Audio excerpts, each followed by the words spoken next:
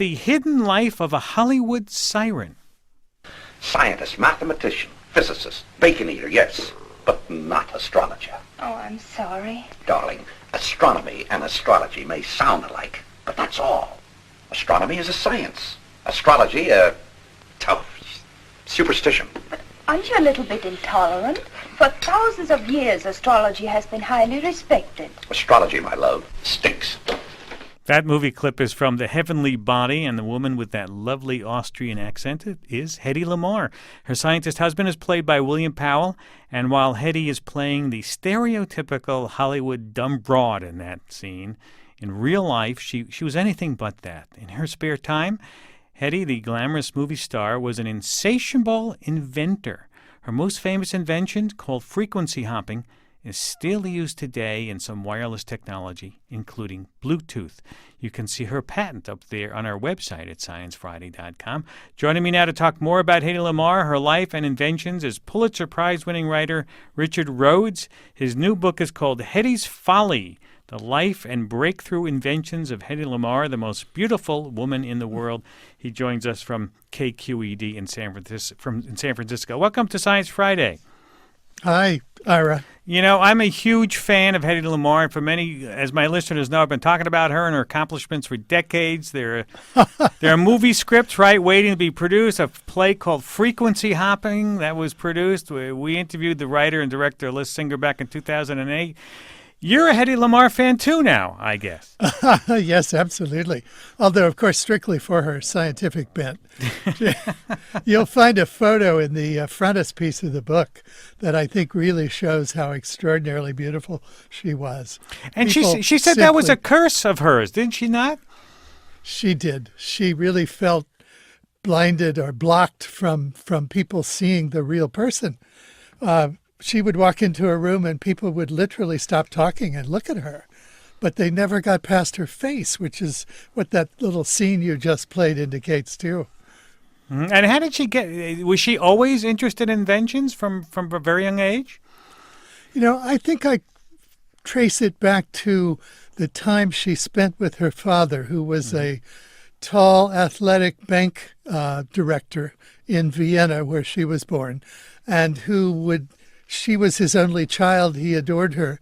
They would go on long walks together around the city, and he would explain things to her, technologies. This is how that crane works. This is how that bus works. So in her childhood, she obviously associated the warm feelings she had for her father with this business of technology. And I think that's probably the real source of her interest. Why do you call it Hedy's Folly? What was the folly in her work? Well, I think folly is a word that has several meanings. One of them, of course, is the one we all think of, and that's ironic because of the way the Navy treated her and George Antheil's invention, which was, of course, to throw it into the round file. But there's another sense of the word folly, which means basically an extravagance.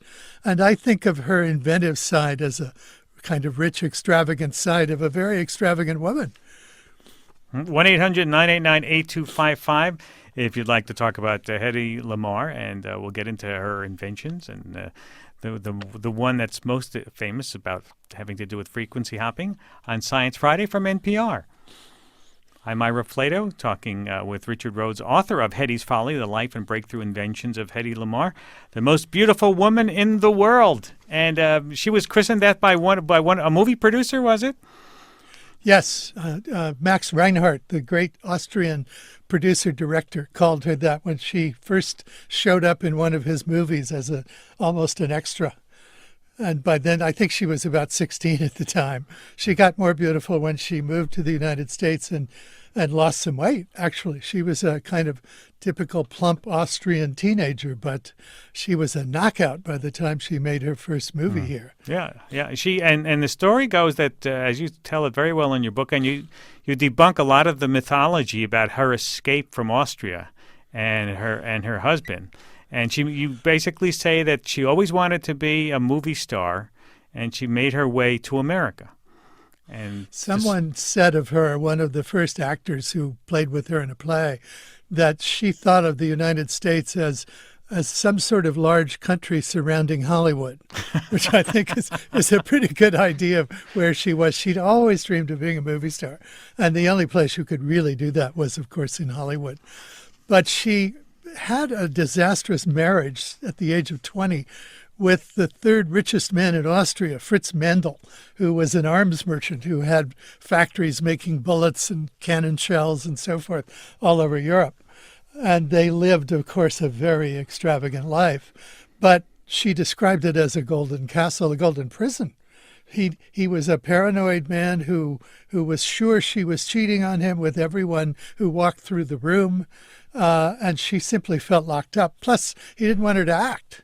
She had acted in a movie that had really made her name as a 19-year-old, where she had had a couple of nude scenes. And that was a scandal in Austria and in the United States as well. Famously, Fritz is said to have tried to buy up all the copies of this film, which, of course, the people who owned the negative simply kept making more copies, making a nice living. In 1937, she saw her chance and filed for divorce and made her way to London, where she had lots of friends. Found out that mayor of Metro Goldwyn Mayer was in town, buying up actresses and actors, as it were, on the cheap in the late period of the Depression, and went to see him. He offered her a really bad deal, and she turned him down and walked out, which I think is some indication of her self-confidence. Oh. And then contrived to sail to the United States on the Normandy, the same ship that he was returning to the country in, and got herself a much better contract. And we'll pick up the story, a very interesting story about Hedy Lamarr with Richard Rhodes, author of the new book, Hedy's Folly. Stay with us. We'll be right back. Our number, 1-800-989-8255. We'll get into her inventiveness right after this break. Stay with us. You're listening to Science Friday. I am Ira Flato. We're talking this hour about the life of movie star and inventor Hedy Lamarr with my guest Richard Rhodes. His new book is called Hedy's Folly. Our number, 1-800-989-8255. So let's continue the story. She gets to Hollywood and she becomes a big movie star, but she doesn't go out and partake in all these Hollywood lifestyle parties, does she? Exactly. She doesn't drink and she doesn't like parties. After all, she's a very bright woman, and her idea of a good evening is a quiet dinner party with some intelligent friends. So she has to find some way to occupy her time. And what she does is take up as a hobby inventing. She sets aside one of the rooms in her house and puts up a drawing table and all the tools and the right kind of lights. There's an entire wall of technical reference books on one side of the room. And she sets herself keeping busy in these off hours, trying to come up with new ideas for inventions. And she goes she's at a party and she meets the man who's going to make history with her. She has begun to be very interested in the war, which began, of course, in Europe on the 1st of September, 1939.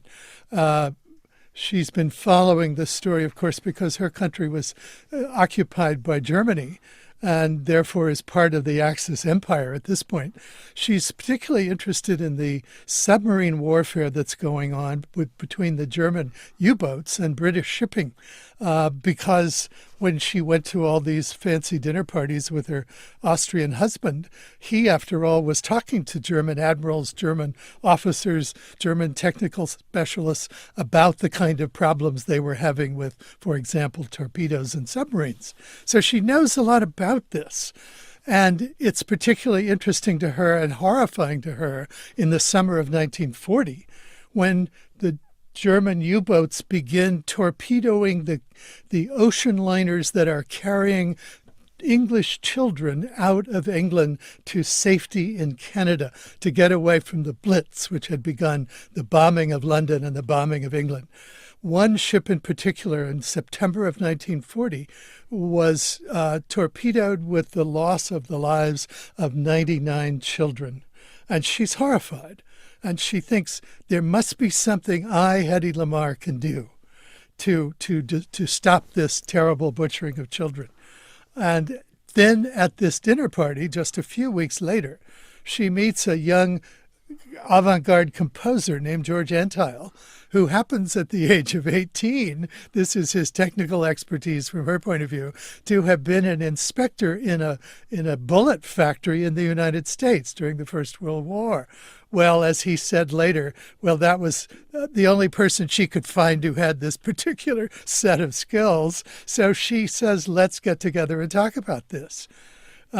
She's also concerned about making her breasts larger, and he happens to have written a series of articles in Esquire while he's scratching around for a living about how certain hormones can enlarge the breast. This is kind of the quality of this story. There are all these strange corners to it as we go along. And it turns out so they get together. I'm sorry, you tell it better than I do. Go ahead. So they get together over a series of evenings, and they start thinking about how could you build a torpedo that could be made more accurate? And they think, all right, radio guidance. Yeah, but it's easy to jam a radio signal. And this is where Hedy's invention comes in, for reasons that are not quite clear in the record, but I think there are some antecedents to in her own past. She comes up with the idea that if you could make the radio signal jump around from frequency to frequency at a fairly fast rate, at least a few dozen times per second, that someone trying to jam the signal won't be able to find it. And if they broadcast a big noisy signal that covers the whole range of frequencies, it will just occasionally sound like a little blip on the 1 or 2 or 3 or 10 or 100 frequencies that the signal is bouncing around among. This is her crucial invention. And they do together get a patent on this idea and its manifestation in a torpedo design. And this brings in George Antile's interest. He's someone who, in the course of his avant-garde composition, was once faced with the problem of how do you coordinate the playing of up to 16 player pianos. He never succeeded really in doing that. But he did learn about the idea of using a scroll of paper or some other kind of tape that's punched with holes to convey the signal to this piano of which key to play. And by adapting that so that the holes signal an electronic signal to be produced, they devise one form of their invention, which is the one they use in their patent, to show that it's a practical idea. But you couldn't cram all of that into a torpedo. This turns out to be the disaster from the Navy point of view. The Navy officers who are involved in looking at this invention don't really get the idea that this player piano system is just one idea, that there are many different ways to make this happen. As Antile wrote later, you could have put it on a piece of wire and run it through a mechanism the size of a wristwatch, which is true. But the Navy didn't see it that way and said, how are you going to put a player piano in a torpedo? And they threw the invention away. But many years later, it got picked up. But after the war, and unfortunately after the invention the patent had expired in the 1950s, a curious electrical engineer with a long Hungarian name, which I can't even pronounce, but who was the son of a series of counts and counts going back in history, was handed this expired patent, and the Navy said, can you use this to make a jam-proof signal for a sonobuoy, a buoy that would float on the water, send down sonar signals if it registers that there's a submarine underneath, would then transmit the information to a plane flying overhead using frequency hopping to make the signal unjammable. He says, sure. And he designed such a system. At that point, the military picks up on this technology because one of the fundamental problems with military communications is you don't want them to be jammed. And so you find ship-to-ship radios that were on ships during the Cuban Missile Crisis, control systems for missiles from the ground to the missile, ultimately GPS, the signal that comes back to Earth that we use to read the GPS information, is frequency hopping. And then in the 1980s, when this technology was declassified and was no longer secret, it began to be picked up first on car radios and then on cell phones, wireless telephones, Bluetooth. for a different reason. Now the problem is you have a fairly low-powered signal going around from, let's say, my cell phone to the central tower. And the problem is if everything's on one frequency, they're all going to be interfering with each other.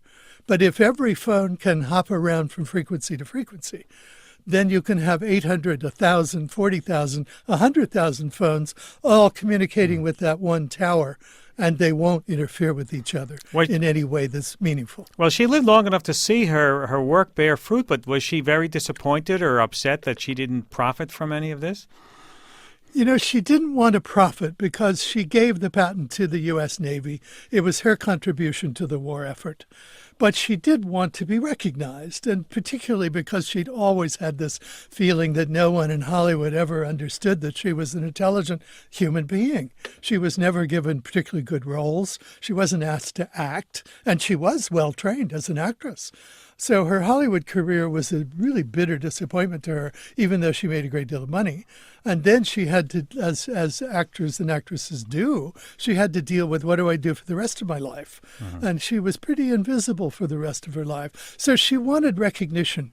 And in an interview for a magazine in 1990, when she was then approaching her 80s, she said, people seem to just take and they never give back. She really was unhappy about it. Fortunately, some of the early pioneers of wireless computer systems picked up on the fact that this had been Hedy's patent all those years ago and started a quiet movement to get her some kind of recognition.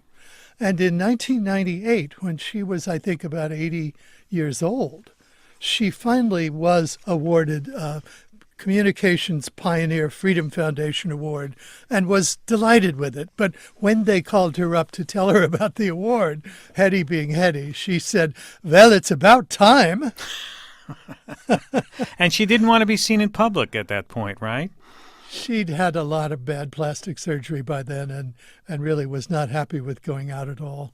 So she recorded a thank you, and then her son Anthony carried the recording to the conference, the convention where the award was presented, and he received the award and played the tape. And I actually have a copy of that tape passed down by these various computer pioneers, which has Hedy's voice on it saying, thank you very much. I hope it's been of some use. She, and in between, while she was in Hollywood, she noodled around with lots of little inventions. What name a few of the little inventions that she was? I think the most interesting in a way is one that she worked on with the help of a couple chemists who were loaned to her by Howard Hughes. I mean, she dated around quite a bit, and I'm sure Howard Hughes was one of her boyfriends at some point. So he loaned her a couple chemists. This was a tablet, kind of like an Alka-Seltzer tablet, that if you dropped it into a glass of water, would fizz up and make a Coke. And it never evidently really worked. She laughed about it many years later, but I mean, it doesn't sound like a bad idea. Well, there was something called fizzies when I was a kid. There was something called fizzies that sort of worked like that. Yes, right. I don't think that was her invention, but they did come along. She had some ideas at the end of her life to improve the French-British supersonic passenger liner, the Concorde. She came up with an improved stoplight signal. She had an idea for a little box that would attach to a Kleenex box so you could put your waste Kleenex somewhere. She was obviously someone who was just constantly looking at the world and thinking, well, I can make an improvement there. She had a chair that you could wheel in and out of a shower so that people who couldn't stand could take a shower. She was an interesting woman. She was Hollywood's first star geek. It sounds like. She was. Movie star. And it turns out there were a few others. Harpo Marx evidently was an inventor as well. So there are these people tucked away in the history of Hollywood who were doing other things. It's nice to know. Yeah. This is Science Friday from NPR. I'm Ira Flato talking with Richard Rhodes, author of the new book, Hedy's Folly, the Life and Breakthrough Inventions of Hedy Lamarr, the Most Beautiful Woman in the World. And I'm sitting here mesmerized by Richard telling the story, and he tells it as well in his book. It's a really interesting book, and And people are trying to get, now that your book is out, maybe we'll get to see some more productions of the Frequency Hopping, which was a play that was in production a few years ago, right? There's a movie about her, scripts floating around about her looking to be cast. There is, and a German actress has recently optioned my book, actually. I think probably because she wants to play Hedy. So let's hope that this motion picture happens. It's a wonderful story. Yeah. Are there any parts of her story you could not uncover that remain a mystery to you, that you would have liked to have? Well, into? most of the previous versions of the story, including that script you were talking about, conflate up a love affair between George Antheil, the composer, and Hedy. And I found that questionable. She always dated taller men than she, and she was 5'7", quite tall for her day. George was an interesting little guy who was about 5'3". Time magazine once called him a cello-sized composer, which I thought was a marvelous description. So it seems unlikely to me, but he was someone who had quite a few affairs in the course of his life. And when he died in 1959, left his wife whatever estate he had and a 6-month-old illegitimate son. No, there's another myth that is well known, and you debunk it sort of, that the young Hedy, to try to escape from her husband, who was meeting with all these munitions people, these Nazi munitions people, that she drugged her husband and dressed up in the maid's outfit to sneak out of the country. And you say that there's no real record of that happening. Well, even more. It's as if her escape was a secret. But I looked at the newspapers from the day, and there were big headlines, both in this country and in Vienna, that Hedwig Kiesler, as her name was then, was divorcing Fritz Mandl. So it was the public knowledge that a divorce was underway. The fact that she got out of town is pretty obviously something he was aware of, may even have colluded in. I don't know.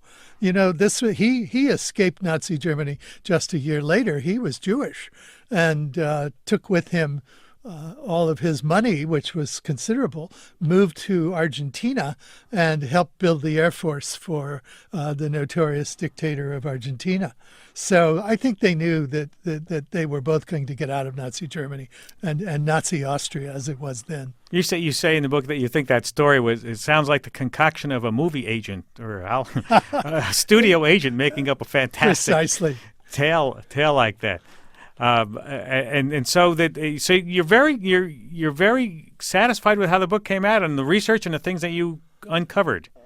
I am. There's always more that you would like to know.